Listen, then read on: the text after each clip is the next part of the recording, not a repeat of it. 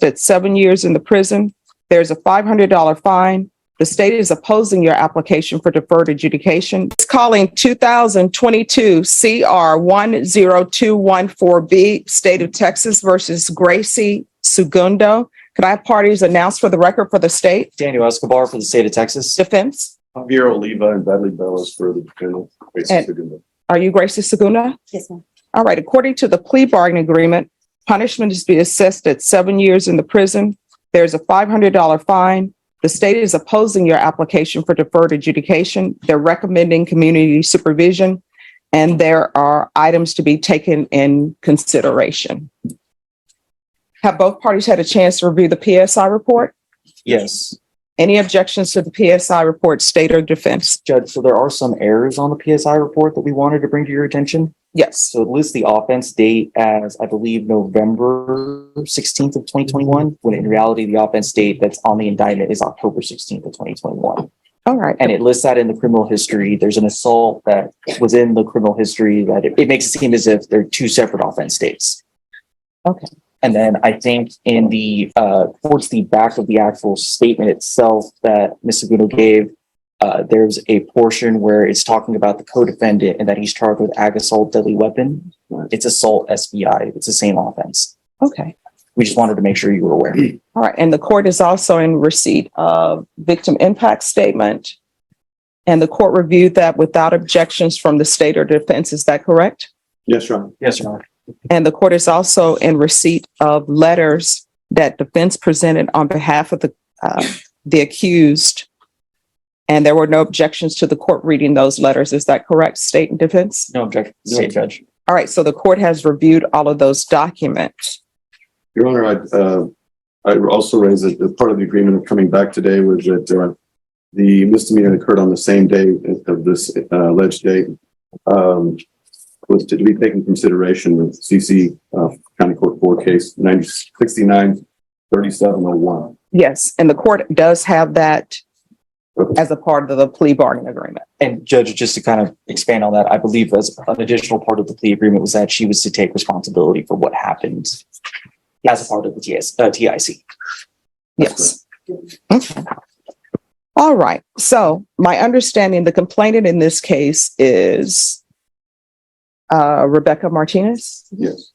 All right. And is that the Rebecca Martinez who's on the fourth court? Yes, Judge. Yes, sir. All right. President of the courtroom. So that everybody can be aware, I do know Rebecca Martinez. She's never been to dinner at my house. I've never been to dinner at her house, but I do know her. We are colleagues. And when I see her, I say hello. She says hello to me. I may ask her about her day. She may ask me about my day. But I will tell you that my decision on this case is not going to be impacted by the fact that I know her. So if anyone has any objections to me hearing this, now is the time to say so. State? No, Your Honor. Defense? Your Honor, I have all the confidence that it was fair and right in this case. So no objection. All right. So are there any witnesses that anyone wishes to present, state? So the state doesn't have any witnesses. The main thing that we wanted the court to be aware of was the statement from the complainant, which the court has already noted that they read. Yes. Defense, any witnesses? Your Honor, other than my plea to you and our arguments to you before considering sentencing in this matter, I will be speaking and Ms. Segundo may say a couple of words, and Ms. Segundo's parents are present in support of her today. They can stand with Mr. is standing here in support of her today. All right. Thank you. They will not be speaking. All right. So before I begin with your presentation, with regards to the case to be taken in consideration, if you could raise your right hand for me, please. Do you solemnly swear or affirm the testimony you give will be the truth and nothing but the truth, so help you God? Yes. All right. You can lower your hand, state your name for the record. Gracie Segundo. All right. And with regards to County Court Cause number 693-701, the state is taking that case into consideration, but to that case, how do you plead? No contest, sorry. I'm just so nervous. That's okay. So in order for me to take that into consideration, she will have to accept full responsibility for it. So a no contest plea, I can't accept that because I don't have any police reports in regards to that. So she will have to enter a plea of guilty to it and accept responsibility for it. And then the state will tender dismissal to the court and the court will sign that. I don't know if you want to discuss that with her. We'll go ahead and proceed with a guilty plea, Your Honor. All right. So the county court cause number 693701, how do you plead to that?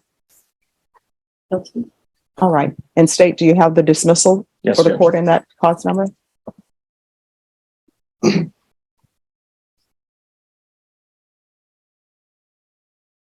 All right. So the court then will hear argument. State, you're opposed to deferred adjudication? Yes, Your Honor. The reason why the state is opposed is because of the nature of the offense, the actual underlying facts. There was an assault that occurred where the resulting assault it created a lot of issues for the complainant. She was severely injured. Her life was severely impacted from that date forward, and she still feels the impact to this day. It's something that was senseless and didn't need to happen in the first place. So that's why the state is opposing deferred and is asking for probation. Defense? Your Honor, we're here because one incident can't define a person for the rest of their life. And this is very serious, and no doubt we take that very seriously. This is a felony charge. It's a felony charge that carries a very significant penalty. But Ms. Segundo, I think, has demonstrated a respect not only to others, but to life and to animals, and in her work and her career in taking care of pets. Rarely do I have an opportunity to where a client will provide 32 letters of reference about how wonderful she is with caring for others. And that is the life that she defines herself with. We just feel like this should not define her as a felon for the rest of her life when she has 4 children as a single mother. We know that life is difficult and it's very, very, very hard. And she's having to raise 4 children on her own, ages 15, 14, 12, and 10. As a single mother, she has to be involved in their school activities and support their activities with FAA. And a felon cannot be associated with children and be around them in school activities. This would drastically impair her ability to be a mother to her children. And so she's really fighting to be able to continue to provide the love and the support of 4 children that need their mother so that they can become better than her and have a future. She lives in Houston. She leases a home. She's lived in that home for 3 years. She has good family support. As I've said, her mother and father are present. She has a high school diploma. She has been employed during this whole time. This case is 2 years old. 2 years this week, this happened. And it's been 2 years that she has been experiencing this, and she has complied with everything this court has asked. She's appeared in court. She's traveled from Houston to San Antonio. She has fully cooperated. She has weighed all of her decisions and sought not to seek a trial, but to put the decision on deciding her future on you. And she made that decision because she felt that was in her best interest. She does receive some child support. She is willing to do everything and anything that it takes to give her this opportunity. I explained to her that deferred adjudication is a double-edged sword. You may think that you're not going to be subject to a conviction, but in actuality, you are subject to all the conditions and behavior for 7 years.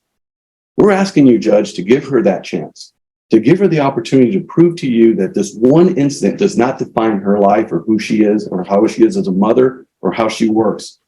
This case was very regrettable, and it should have been a day of celebration. It was after a football game, and she was acting in defense of another. She doesn't know the victim in this case. She doesn't know the judge. She never knew who she was.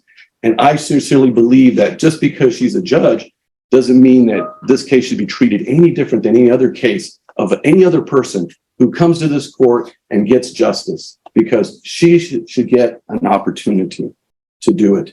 She's willing to do the urine analysis. She's willing to state no contact, and she's had no issues in the last 2 years with the defendant, the complainants in this case. She's willing to take anger. Gracie Segundo, a Houston mom of 4, is facing sentencing for felony assault, all because of an elevator argument after a football game. The attendant said the elevator was full, COVID rules, 8 people max. But Gracie's crew decided the rules were optional. Tempers flared, doors were blocked, and in seconds, a full-blown fight erupted. A single bad choice turned an ordinary night into a criminal case. Management classes. She's willing to do community service. She's willing to do what it takes to give her the chance. And she has proven, other than this one incident that happened in a flash, wasn't premeditated, it wasn't thought of. It was just something in a reaction and defense of someone that she was with. And for that reason, we think that she should be given an opportunity to earn the right to be able not to be a convicted felon. The amount of restitution in this case, I think we've agreed to, that was presented before the court was $2,416.29. We fully agreed to repay that. We will work hard every day to pay that back. But in this working community and in Houston and San Antonio, mothers every day have challenges. And we regret that this happened. And I know that she sincerely has nothing personal against Ms. Martinez or her husband. She wants to do what's right, but she also wants a chance, Judge. And I'm asking you with all the fiber of my body to give her that chance. And I will make sure and work with her that she will comply with every condition so she will never be back here before you regarding any violation or any condition of this case. You want to say something? No, I'm nervous. All right. Well, just so you know, in this court, I see everybody as a human being. I don't see them as their titles. So for me, defendants are not defendants. They're human beings who are accused of a crime. The fact that Rebecca Martinez is a judge, that doesn't mean that I'm putting weight on the fact that she's a judge. If she were the president of the United States and she were here as a complainant, I wouldn't put weight on the fact that she's the president of the United States. I'm just dealing with the facts here. And my job is to look at everything objectively and not outside noise, not what people's occupations are. You understand? So I've always reread everything and reread police reports and the PSI report, and I've read the letters. I do not understand how the fact that an elevator has a limited capacity, how we go from people saying the elevator is full, you cannot be in an elevator, to it's a brawl. So explain that to me. I mean, it just, I couldn't tell you. I mean, there has to be some sort of thought process. For example, if there's an elevator, I think everybody knows there's a weight capacity on the elevator. Mhm. Me personally, when I see there are too many people on the elevator, I don't get on. But obviously what we are here now for is there's an elevator.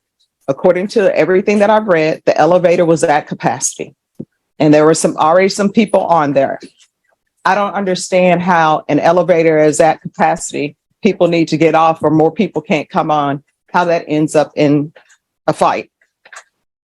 Yeah, I couldn't tell you how it started. I just, somebody in my party was getting into it and somebody hit me and I just reacted. And unfortunately, I feel bad and should never have done that. Shouldn't have got to that. It just happened really quick. I know things happen quickly, but the police report I'm reading, it doesn't say that somebody in your party got in an altercation and you got hit and so therefore you got into a fight. What your counsel is telling me is that somebody in your party, I guess, was in a fight and then you decided to get involved in that fight. I went to go and try and pull my friend away and then I don't know, it was just a bunch of people and somebody hit me and I just reacted. Your Honor, if I could clarify, I think the facts is this is a COVID era situation in the elevator. These elevators can accommodate 18, 20. In court, the judge made it crystal clear the victim being another judge doesn't change a thing. He's weighing two facts: Rebecca Martinez's serious injuries and Gracie's otherwise spotless record. 32 letters from family and co-workers call her a loving mom and dependable employee. But the judge keeps circling back to this: broken bones and lasting injuries aren't erased by good character references. 22 people, and they were limiting it to 7. And as people went into the elevator, the policy and procedures of the elevator operator of not allowing people to come in once they met capacity. They were in the elevator. They were asked that there was too many in the elevator, and then people had to decide who's getting off, and they asked who she was with, another man and another person, to get off the elevator. That person said, "I want to talk to your supervisor." That individual entered into an altercation with the victim's husband that spilled out of the elevator onto the floor. She came in assistance to that man, and that's when she was hit, and that's when she struck the victim. That's stated in one of the reports here that was provided to you in the PSI. And she did not go in there to fight. She didn't go in there to look for someone to fight. She was trying to get someone off of her friend. And in the process of that was struck, and she injured Ms. Martinez. And so it's regrettable, Judge. There's no doubt about that. And this incident happened in a matter of seconds. And that's why we're here 2 years later doing that. And in addition to that, Judge, there is a civil suit in this case where the parties in this case are seeking $1 million in damages against my client. And so this case will not end today. It will continue in a civil matter with a lower burden of proof, where she will have to defend herself in a civil cause of action for money damages. And Judge, just to clarify from the state's end, I would disagree with the characterization of how the incident started. The party was already on the elevator. The complainant's party was already on the elevator. They were asked to not enter the elevator. They weren't kicked off the elevator. They were asked not to enter. They were in the elevator. And that's what started it. And I also have a copy of the lawsuit that was filed this week before the sentencing, where they're seeking $1 million damages in civil lawsuit right here. You want to see it, Judge? It's public record. I would object just because relevance. It's a lawsuit and filed in the city court. That's a copy from the courthouse. All right. Unless there are some facts that are listed in the It pleads the lawsuit. whole case, Your Honor. Exactly what you're talking about is pled in the civil suit. I mean, if that document has facts that somebody has, alleged facts that somebody has presented, that's a different rendition from what's in here, then the court will. It does not, Judge. All right. So, Just to let you know, there is a civil suit. all right, then the objection will be sustained. All right. Anything else from either side? No, Your Honor. No. All right. I've read your letters that were presented, and it appears that, other than this one incident, you're a great person. But sometimes sentencing, not sometimes, always sentencing has to do with punishment, rehabilitation, and basically whether or not someone should go to prison or not go to prison. These are all things I have to think about. You understand? And so I have to weigh certain things. And the things that I'm weighing are the fact that there were people in the elevator and you were asked not to get on the elevator. Is that correct or is that not correct? You were on the elevator. Your Honor, the elevator's doors open. They entered into the elevator and they were asked, there were too many in the elevator, and the elevator operator asked people to voluntarily get off. All right. So there were already people on the elevator. Then you got on the elevator and you were asked to get out? Us just walked in at once. All right. And then you were asked to leave. They said we need people to get on. All right. So why didn't you just get off the elevator? That's what I don't understand. True. You didn't decide that. Yeah. She didn't decide that. It was a person that she was with, Your Honor, who is a defendant in the case that's in another court. So my question is, though, if there are too many people on the elevator, and let's say you get on the elevator, it's a group of you, the elevator is already filled. I'm assuming, and correct me if I'm wrong, people were on the elevator, they had The prosecutor points out this wasn't self-defense, it was a bad choice with lifelong consequences. The defense fires back, one mistake shouldn't define a woman raising 4 kids alone. They remind the court she's followed every rule for 2 years while this case dragged on. It's the classic tug-of-war between accountability and mercy. The prosecutor points out this wasn't self-defense, it was a bad choice with lifelong consequences. The defense fires back, one mistake shouldn't define a woman raising 4 kids alone. They remind the court she's followed every rule for 2 years while this case dragged on. It's the classic tug-of-war between accountability and mercy. Not met maybe their 7-person capacity. And then you and your group come on, and because of the number in your group, they've exceeded their 7-person capacity. And then they're saying, you all need to get off the elevator and wait. Why not just get off the elevator? That's what I don't understand. Even if you're with somebody in your party who says, I'm not getting off the elevator, why didn't you just get off and I'll wait for the next elevator? I'll take the stairs. I don't understand. We had already gotten off 2 floors, so we said like we've been waiting, but we didn't want to be the ones to get out. And was alcohol involved, or people just don't want to take the It was after a stairs? football game, Judge. Estate, does anybody want to? I know the complainants are here. Do they want to No, say anything to the court? no, no. Okay. Oh, Your Honor, may I have one moment? Yes. Your Honor, I'm going to call case Washington's. Okay. Your Honor, he's not a victim in this case. Why would he come to? I mean, we'll see what he has to say. I don't know if he's a relevant witness or not, but if he were present at the scene. You know, I would think that the person involved is the one who's, in this case, is the one that would need to address it. He's had his day in court. He has spoken before the court. I don't see why he needs to speak in this case at sentencing. All right. You can call your witness. State calls David Martinez.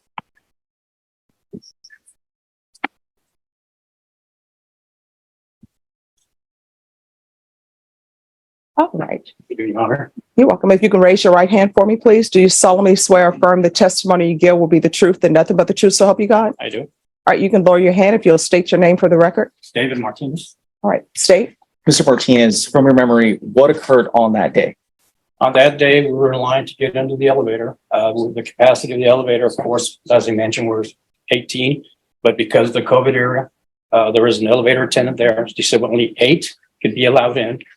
We were 3 couples and 2 children, which were a total of 8. As we walked in, we were already in the elevator. They decided to come in behind us. The elevator attendant told them they need to step out. It's full. They had been intoxicated. Her friend. Objection, speculation. Overruled. No, they were No. Yeah. Here's the thing. You cannot address the attorneys. Once an objection is, no problem. Once the objection is raised, just stop speaking. I'll make a ruling on the objection. And then I'll let you know if you can continue or not, if you have a question about that. That objection will be overruled. He came in, stood at the door, prevented the door from closing, began to... Objection, Your Honor. I just asked for clarification from the ones. I don't know who he is. Which he are you speaking about, sir? Her partner, there was 2 gentlemen, which was the initial one that started arguing with us, and her partner that she was mentioning that walked in, and they were not, we were already in the elevator already when they decided to block the door from closing. Can't recall the individual's name, but it was a younger gentleman that was with her.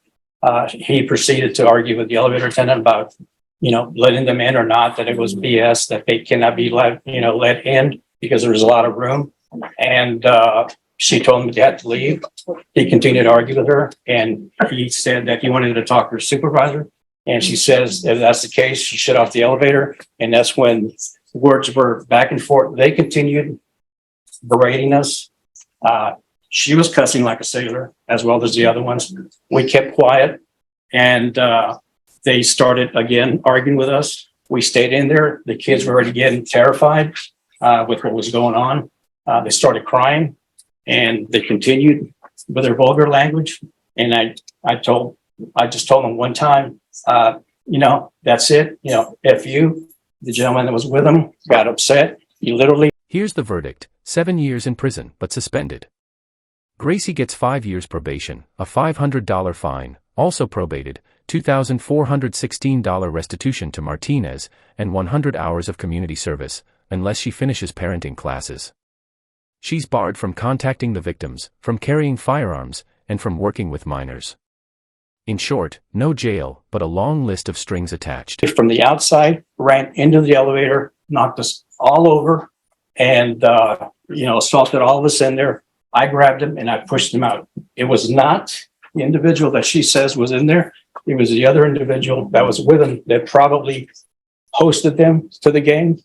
And he and I went outside. And after that, what? From there, sir, is that where everything happened? Correct. Pass it with this judge. Any questions?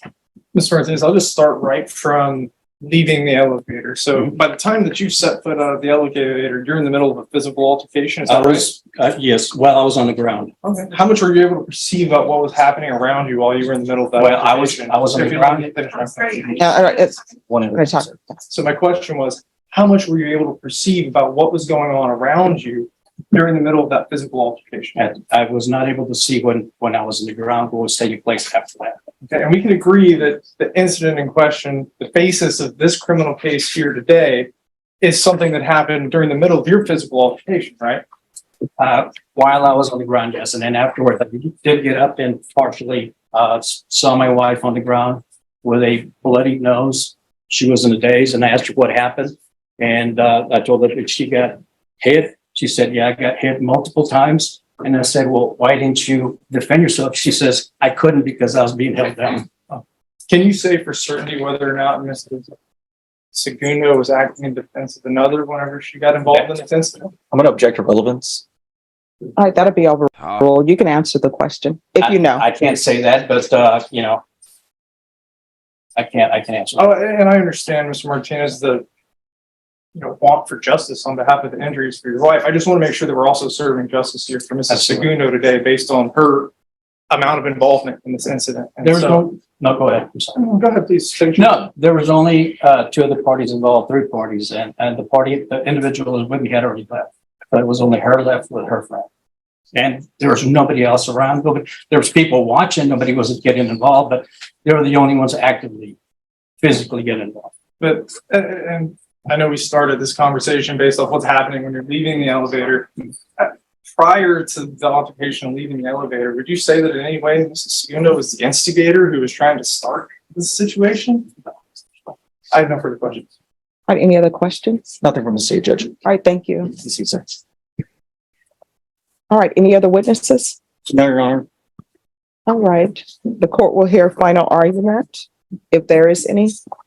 Your Honor, I think it's clear that Ms. Segundo did not start this incident, that her actions occurred outside the elevator as a result of defending another person. She doesn't deny that she struck Ms. Martinez, but this was a situation where she was struck as well. And we believe that this one incident that wasn't premeditated, it wasn't started or caused by her.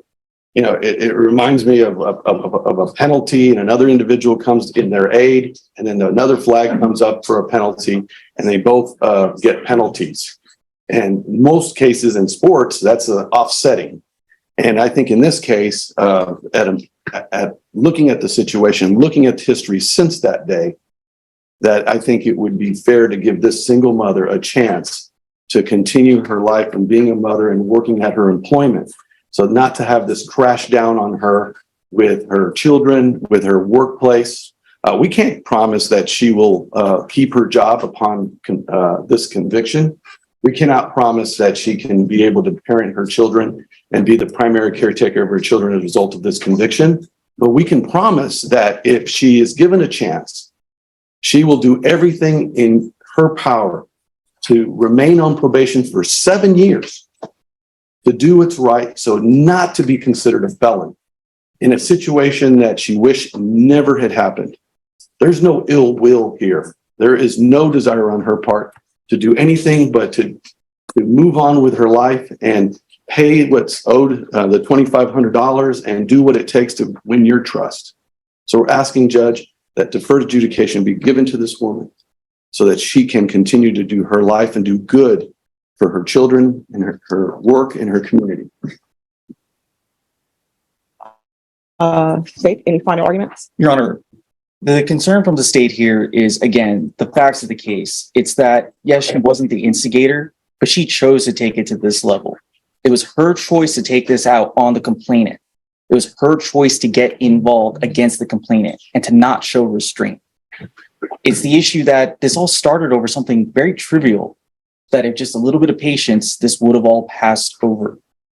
That moment that she decided to act how she did has affected the complainant from that day until today. And it's going to affect her past this. That's why the state is asking for probation on this case and for you to not grant her deferred adjudication. All right. So what is the amount of restitution and who is the restitution to? It's to Rebecca Martinez and $2,416.29. Wait, 2,400? $16.29. And also in the plea bargain agreement, it says restitution to, Jeanette Rojas. yes. Your Honor, so we haven't gotten any medical or billing from there. We would ask restitution to be determined on that amount. All right. So with regards to the restitution to Jeanette Riojas, if there's a restitution amount that's submitted to the court and you all have objections to it, we can have a restitution hearing. Thank you. And I'll just write in that there's to be a restitution hearing as it relates to Jeanette Riojas. And I'm assuming she's going to want to transfer to Houston? Yes, Your Honor. And what? It's in Harris County.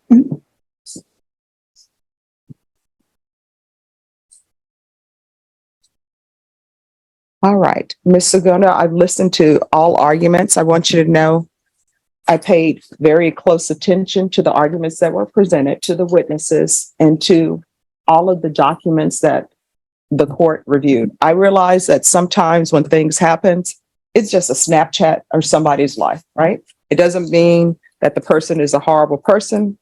And I'm sure if people could go back and change things, sometimes people are serious when they say, if I could go back and change things, I would. Maybe I never would have went to the game. I would have just let the elevator went. I would have taken the stairs. I understand that. But we can't turn back the hands of time, right? And the problem in this case, and one of the things that I'm looking at is the fact that the complainant has serious injuries. And it has nothing, my consideration on whether they're a judge or not, that's not playing any factor in my decision. If she did not have that occupation, let's just say she worked at the HEB, for example, then based upon her injuries, she wouldn't be able to work at the HEB. She wouldn't be able to stock. She wouldn't be able to stand and be a cashier. I don't know what they would have her doing at the HEB. You understand?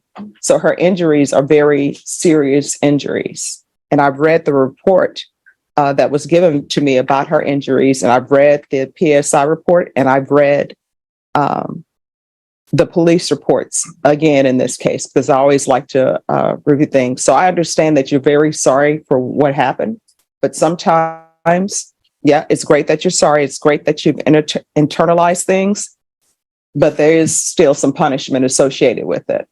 And I understand that sometimes when people have felony convictions, they say, well, now I can't do this. I can't do that. I can't do this.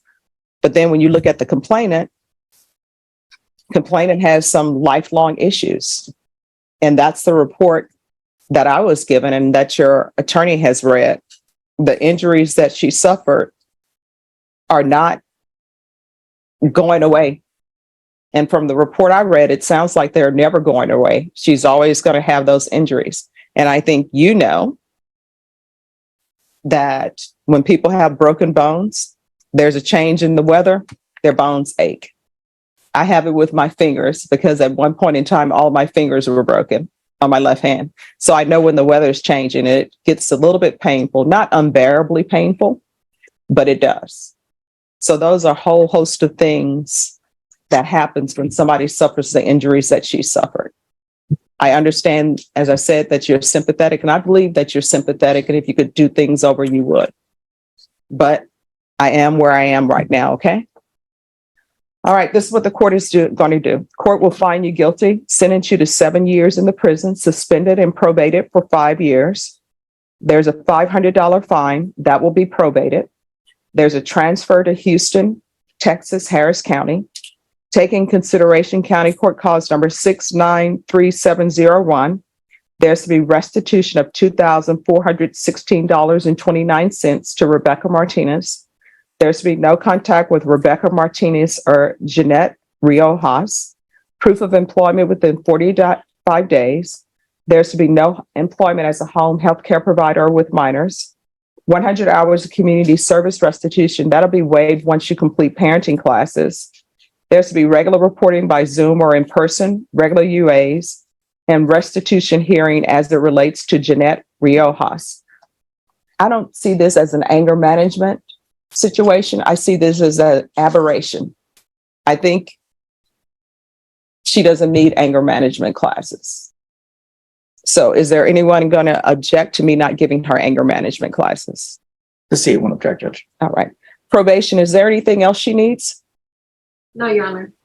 Is there anything else you need from the court to be successful? All right. I'm going to show you what's entitled Trial Court Certification of Defendant's Rights to Appeal. Did you review that with your attorney? Did you understand it? And did you sign it? Yeah. All right. Because this is a plea bargaining agreement, because I followed your plea bargaining agreement, and because you waive your right to appeal, you do not have the court's permission to appeal. Because this is a felony conviction, you're not allowed to own or possess any weapons or ammunition. If you have a question of what a weapon or ammunition is, you'll need to speak to an attorney. Do you understand? Sure. All right, we can go off the record. So what I've learned in my time on the planet, it's just best when somebody says, oh, you can't do that, and you want to argue about it, pick another day to argue about it. You understand? All right, good luck to you. Thank you. The judge calls this an aberration, a single moment of anger in an otherwise good life.